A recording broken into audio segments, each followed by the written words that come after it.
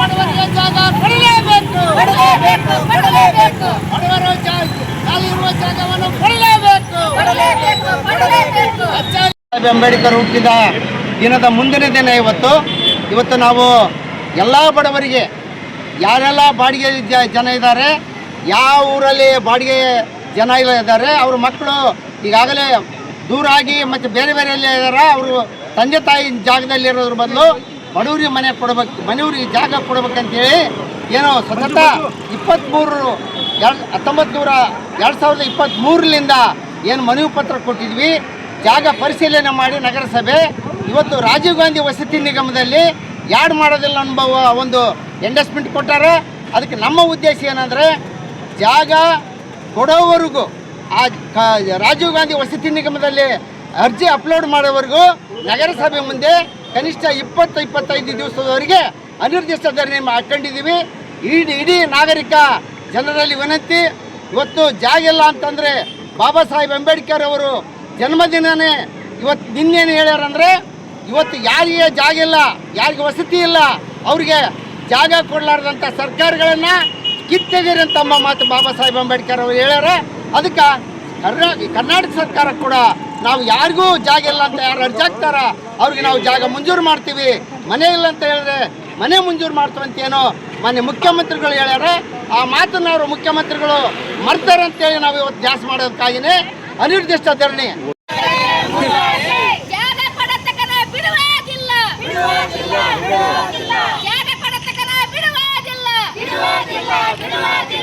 ಕರ್ನಾಟಕ ರಾಜ್ಯದಲ್ಲಿ ನಿವೇಶನ ಮತ್ತು ವಸತಿ ಸಂಖ್ಯೆ 37 ಲಕ್ಷ ಕುಟುಂಬ ಅಂತ ಹೇಳಿ ಕಳೆದ ಬೆಳಗಾವಿಯಲ್ಲಿ ನಡೆದಂಥ ಅಧಿವೇಶನ ಸಂದರ್ಭದಲ್ಲಿ ವಸತಿ ಸಚಿವರು ಅಂಕಿಅಂಶ ಕೊಟ್ಟಿದ್ದಾರೆ. 37 ಲಕ್ಷ ಕುಟುಂಬಗಳಿಗೆ ಮನೆ ಇಲ್ಲ ಅಂತ ನಾನು ಹೇಳ್ತಾ ಇಲ್ಲ, ಸನ್ಮಾನ್ಯ ವಸತಿ ಸಚಿವರು ಬೆಳಗಾವಿನ ಅಧಿವೇಶನದಲ್ಲಿ ಹೇಳಿದ್ದಾರೆ. ಅದರ ಅರ್ಥ ಏನು ಅಂತಂದರೆ 37 ಲಕ್ಷ ಕುಟುಂಬಗಳು ಇವತ್ತು ಬಾಡಿಗೆ ಮನೆಯಲ್ಲಿದ್ದಾವೋ ಅಥವಾ ಬೇರೆ ಬೇರೆ ಕಡೆ ಬಹಳ ಅಪಾಯಕಾರಿಯಾದಂಥ ಸ್ಥಳದಲ್ಲಿ ವಾಸ ಮಾಡ್ತಿದ್ದೀವಿ ಅನ್ನೋದು ನಮ್ಗೆ ಗೊತ್ತಿರ್ತಕ್ಕಂಥ ಸತ್ಯ. ಕೇವಲ 37 ಲಕ್ಷ ಅಲ್ಲ, ಅದು ನಮ್ಮ ಅಧ್ಯಯನದ ಪ್ರಕಾರ ಸರ್ಕಾರ ಇನ್ನೂ ಕೂಡ ಸಮೀಕ್ಷಾ ಪಟ್ಟಿಯಲ್ಲಿ ಸೇರಿಸದೇ ಇರ್ತಕ್ಕಂಥ ಎಲ್ಲ ಜನರನ್ನ ಸೇರಿಸಿದ್ರೆ ಅದು 50 ಲಕ್ಷಕ್ಕೂ ಹೆಚ್ಚು ಕುಟುಂಬಗಳು ಇವತ್ತು ಕರ್ನಾಟಕ ರಾಜ್ಯದಲ್ಲಿ ಮನೆ ಇಲ್ಲದೆ ಬದುಕ್ತಾ ಇದ್ದಾವೆ. ನಾವಿವತ್ತು ನಮ್ಮ ಬೇಡಿಕೆಯನ್ನು ನೀಡ್ತಾ ಇದ್ದೀವಿ ಅಂತಂದ್ರೆ ಕರ್ನಾಟಕ ರಾಜ್ಯದ ಮೂಲೆ ಮೂಲೆಯಲ್ಲಿ ಯಾರು ಬಡವರಿಗೆ ಮನೆ ಇಲ್ವೋ ಅವರಿಗೆ ಮನೆ ಕೊಡಿ ಅಂತಕ್ಕಂಥ ಹೋರಾಟದ ಭಾಗವಾಗಿ ಸೂರಿಗಾಗಿ ಸಮರ ಅಂತಕ್ಕಂಥ ಹೋರಾಟವನ್ನು ಆರಂಭ ಮಾಡಿದ್ದೀವಿ.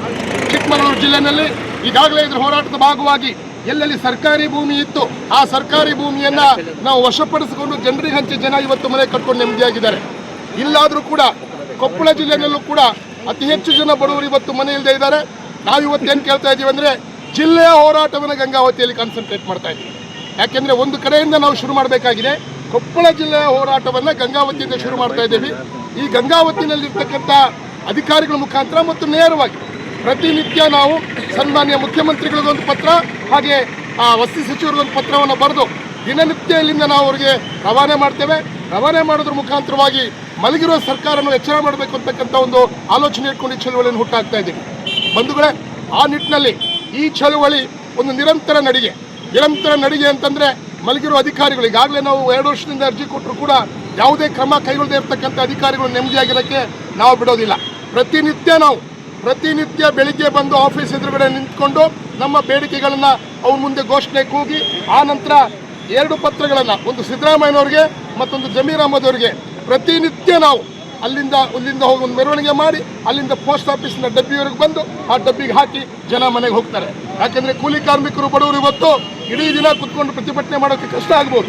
ಆ ಕಾರಣಕ್ಕಾಗಿ ನಿರಂತರ ನಡಿಗೆ ಅಂತಕ್ಕಂಥ ವಿನೂತನವಾದಂಥ ಕಾರ್ಯಕ್ರಮವನ್ನು ಕಮ್ಯುನಿಸ್ಟ್ ಪಾರ್ಟಿ ಮತ್ತು ನಿವೇಶನ ಮತ್ತು ವಸತಿ ರಹಿತರ ಹೋರಾಟ ಸಮಿತಿ ಗಂಗಾವತಿಯ ಭಾಗವಾಗಿ ಇವತ್ತು ಆರಂಭ ಮಾಡ್ತಾ ಇದ್ದೀವಿ.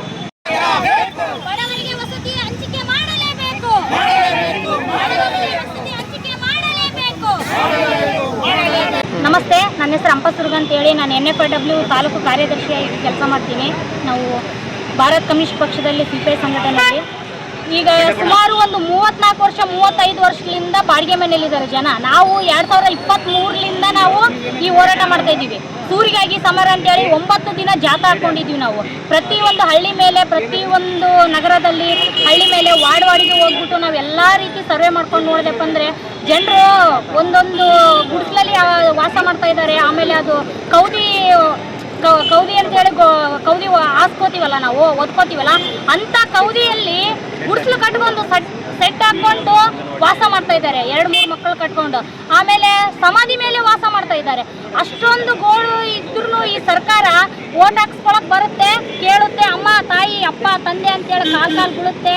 ಆಮೇಲೆ ಅವ್ರಿಗೆ ಬೇಕಾದಾಗ ನಮ್ಮ ಅವಶ್ಯಕತೆ ಇದ್ದಾಗ ಮಾತ್ರ ಅಮ್ಮ ನಮ್ಗೆ ಓಟ್ ಹಾಕ್ರಿ, ನಮಗೆ ಗೆಲ್ಲಿಸ್ರಿ, ನಾವು ನಿಮಗೆ ಪ್ರತಿಯೊಂದು ಕೊಡ್ತೀವಿ, ಜಾಗ ಕೊಡ್ತೀವಿ, ಮನೆ ಕೊಡ್ತೀವಿ ಅಂತ ಹೇಳುತ್ತೆ. ಆದರೆ ಯಾವುದು ನೆರವೇರಿಸಿಲ್ಲ. ಇವರು ನಮ್ಮ ಮುಖ್ಯಮಂತ್ರಿ ಅವರು ಹೇಳಿದ್ರು, ಸಿದ್ದರಾಮಯ್ಯವರೇ, ನಾವು ನಿಮಗೆ 2,000 ದುಡ್ಡು ಕೇಳಿಲ್ಲ, ಈ ಕಡೆ ಬಸ್ ಫ್ರೀ ಮಾಡಂತಾನು ಹೇಳಿಲ್ಲ. ನಮ್ಗೆ ಅವು ಯಾವ ಬೇಡ, ನಮಗೆ ಜಾಗ ಬೇಕು, ವಾಸಿಸಕ್ಕೆ ಮನಿ ಬೇಕು, ಒಂದು ಸ್ವಲ್ಪ ನೆರಳಿದ್ದಪ್ಪ ಅಂದರೆ ನೀರು ಕುಡ್ದಾದ್ರೂ ಜೀವನ ಮಾಡ್ತೀವಿ, ಎಲ್ಲಾದ್ರೂ ಕೂಲಿ ನಾಲಿ ಮಾಡ್ಕೊಂಡು. ನಮಗೆ 2,000ನೂ ಬೇಡ, ನಮಗೆ ಇದು ಗೌರ್ಮೆಂಟ್ ಬಸ್ಸಿಂದು ಫ್ರೀನೂ ಬೇಡ, ನಮಗೆ ಏನೂ ಬೇಡ. ನಮಗೆ ಮಕ್ಕಳಿಗೆ ಎಜುಕೇಷನ್ ಫ್ರೀ ಮಾಡಿಕೊಡಿ.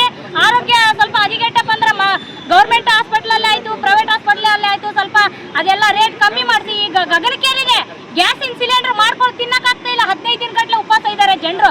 ಇಷ್ಟೆಲ್ಲ ಮಾಡ್ತಾ ಇದೆ ನಿಮ್ಮ ಸರ್ಕಾರ, ಕೇಳೋರ್ ಗತಿ ಇಲ್ಲ ನಮ್ಮಂಗೆ. ಇಷ್ಟೆಲ್ಲ ನಾವು ಹೆಣ್ಮಕ್ಳು ನಮ್ಮ ಸರ್ಕಾರ ಬಂದರೆ, ನಮ್ಮ ಸಿದ್ದರಾಮಯ್ಯಣ್ಣ ಬಂದರೆ ನಮ್ಗೆ ಒಳ್ಳೇದಾಗುತ್ತೆ. ನಮ್ಮ ಸಿದ್ದರಾಮಯ್ಯಣ್ಣ ಬಂದರೆ ನಮಗೆ ವಸತಿ ಸಿಗುತ್ತೆ, ಜಾಗ ಸಿಗುತ್ತೆ, ಎಲ್ಲ ಒಳ್ಳೇದಾಗುತ್ತೆ ಅಂತೇಳಿ, ರೇಟ್ ಎಲ್ಲ ಕಮ್ಮಿ ಆಗುತ್ತೆ ಅಂತೇಳಿ ನಿಮ್ಮನ್ನು ತಂದಿದ್ದೀವಿ. ಸಿದ್ದರಾಮಯ್ಯನವರೇ, ನೀವೇನು ಮಾಡ್ತಾ ಇದ್ದೀರಿ ನಮಗೆ ಗೊತ್ತಿಲ್ಲ.